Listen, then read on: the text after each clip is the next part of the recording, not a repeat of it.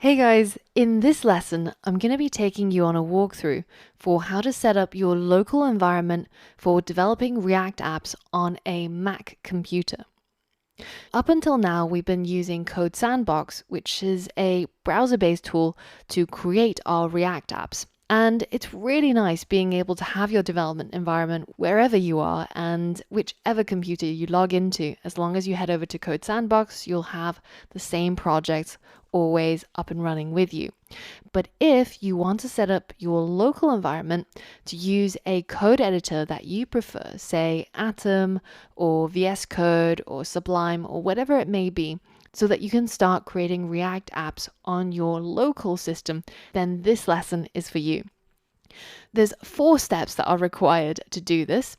First, we have to check that our Node version is up to date. Depending on when you completed the Node module of the course, it might be that you need to update your Node version. Now, if you are coming to the React module without having done the Node module in the curriculum, I strongly recommend to do the Node module first, because there's a lot of concepts that are covered there that we're not going to go through again, because we've already gone through it in excruciating detail. I really strongly recommend to complete the Node module first before you tackle React. This way, things will actually make more sense and it'll be much easier to work with it. The first thing we have to do is to check that we're running the latest version of Node. So head over to nodejs.org, and over here on the left hand side, you'll see the version of Node that is currently stable. If you go ahead and open up your hyperterminal and type in node -- version and then hit enter, you'll see your current version of Node that you're running on your computer. And mine is currently version 12.13.0, which happens to be the most up-to-date version of Node. Now, if you're seeing a lower version, or if you're seeing something like Node command doesn't exist, then it might just be because you haven't installed Node or you haven't installed the latest version. So go ahead and simply just click on this button and go through the wizard to install the latest version of Node. And once you're done, then go back into your hyperterminal and check that you've got the latest version, like what we've done just now. Now, if you don't know what the hyperterminal is, we've already gone through this in the command line module, and I've talked about a lot of these commands like changing directory and instructing your computer to do certain things. And we're going to be using the command line quite a lot. So the command line module is definitely essential knowledge, and I recommend completing it before you proceed any further. Now, in your command line, you might see a $sign as a prompt instead of my percentage symbol. And the reason why I'm seeing a percentage symbol is because the shell that I'm running is currently ZSH.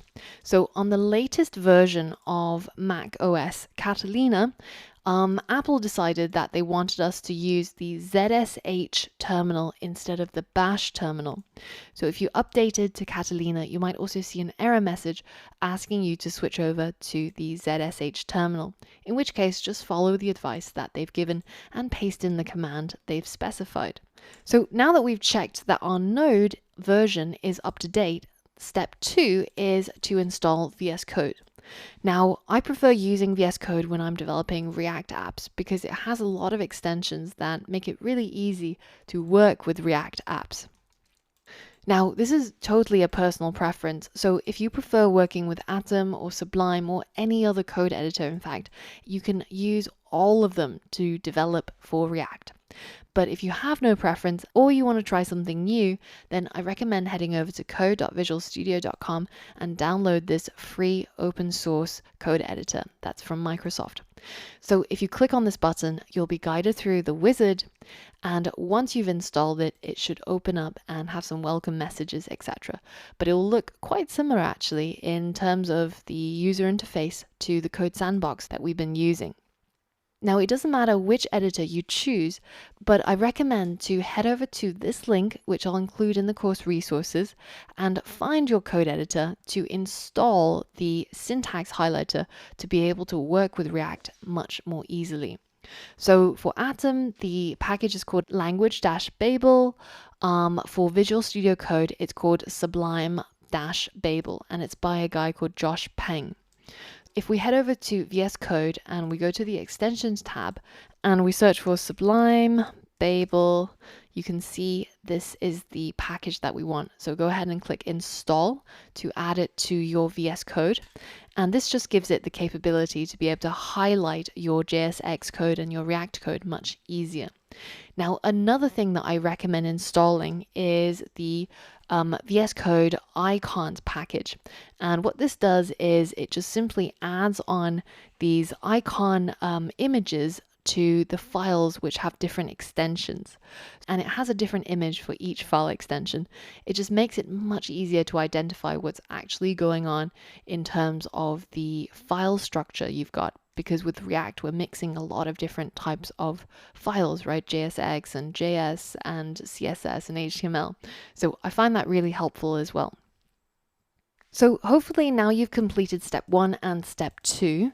And remember that step 2 is just to have some sort of local editor and to add the syntax highlighting packages that were specified in the link.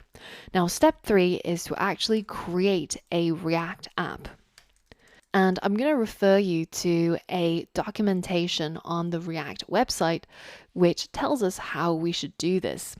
They've created a tool that allows us to easily build a React app from scratch.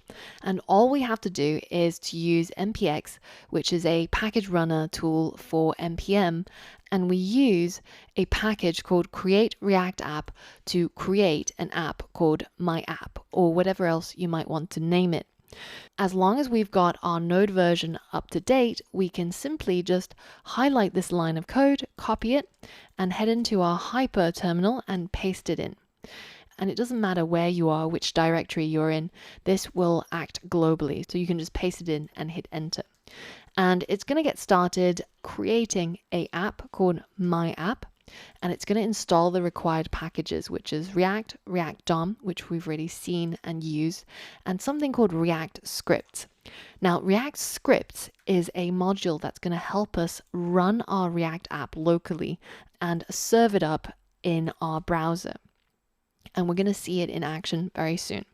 So this process of installing Create React App and creating a new app can take anywhere between 2 to 5 minutes depending on your machine. So for me, the longest it's been is about 10 minutes and the shortest was about 2. So be patient, grab a cup of tea and come back once it's done. Once this process has completed, it will give you a success message and it'll tell you where it's created your app. So in my case, it's created in my root directory and then users and then Angela and then my app. So the way that they tell you to start the server and run the app is to cd over to the location of your newly created app and then run npm start. Let's go ahead and do that. Let's put in cd and our location. So you can simply just copy this if you want and paste it in here and then hit enter. And now notice how we're inside our My App project directory where we can run the command npm start. And this is going to use that React Scripts module in order to start the development server. And you're probably going to get a pop-up from Apple telling you that your terminal is trying to control Google Chrome. And that's exactly what we want it to do. So go ahead and click OK, and it will open up your React app that you've just built from scratch into localhost 3000. And this is the current file as it is. Now, if we want it to show something else, then we're going to have to edit our source folder /app.js file. So if you go back into Visual Studio Code and add the folder that we've just created, in my case, it was under my root folder, under users, under my username, and then the folder was called My App. So select this folder that you've just created and then go ahead and click add. And that's going to add the entire project into VS Code. Now, if you expand the public and source folder, which you should already be getting pretty used to because we've been using that in our code sandboxes when we've been creating our React apps so far. But notice how React has added a bunch of templates and images and files that we don't really need, and it's just kind of cluttering up our project. So what I want you to do is to go ahead and select all of these files except the index.html. So the public folder should only have our index.html file, and then go ahead and right click on the rest of them and just delete them and send them to trash. And then in our source, the only file you want is the index.js file. And we're going to delete everything else and send that to trash as well. So now we're left with a structure that we should be pretty familiar with. We've got our index.html and our index.js. So let's go ahead and reformat some of these code files so that it actually makes more sense to us. A lot of these things, such as the favicon or the theme color, this is all the stuff that we don't actually need. So inside the head tag, I want you to go ahead and delete everything other than the title. And inside the body, I want you to delete everything other than that very important root div. And if you've accidentally deleted it, then just put it back in. So remember, whenever we create React apps, the app is always going to be inserted into a root div. Now we want to go ahead and link to our index.js file at the end of our body. So let's go ahead and create a script tag, and let's give it a source that's equal to /, so a relative path to the source folder, and then it's the index.js file that we want. Now, while I'm here, I'm also going to add that type attribute to say that this is a text/JSX file so that we don't get any errors in the console. Now I'm done editing my HTML, and it should be pretty plain and pretty easy to understand now. And I'm going to go into my index.js, and I'm going to delete everything other than my top two imports, which we are already really familiar with, importing React from the React module, importing React DOM from the React DOM module. And then all I'm going to do is try to render a H1 onto my screen. So I'm going to use my React DOM render method. This is all pretty familiar to you. And we're going to render a single H1 that just says hello world. And we're going to place it in our document.getElementById, and it's going to be in the div with ID of root. So now that we've done this, let's go ahead and hit save on all of these files and head back over to our browser, our localhost 3000, and you'll see it update with our React app. So from this point on, you should be pretty familiar because it's exactly the same as what we've done in our code sandbox. And you know how to do things that are a lot fancier than this, but this is just an example of how you can create React apps locally on your computer without the use of Code Sandbox. If you get stuck at any point along the way, I recommend checking out the React support page because there's a lot of discussion forums, especially the React Flux online chat, which is on Discord, which has a lot of helpful people who are really, really knowledgeable, and they can help you if you get stuck along the way installing React or trying to get it to work on your local system. Now, in the coming lessons, we're going to be building out our Google Keeper app, and I'm going to be doing it on Code Sandbox so that it's easy to share the links to the sandboxes with you guys. But if you prefer working on it locally, then you now know how to create a new React app and how to run it in the browser locally. So the choice is yours. Whichever way makes you happy is the way that you should choose. Once you're done and once you're already set up, in the next lesson, we're going to get started building out the first part of our Keeper app. So for all of that and more, I'll see you there.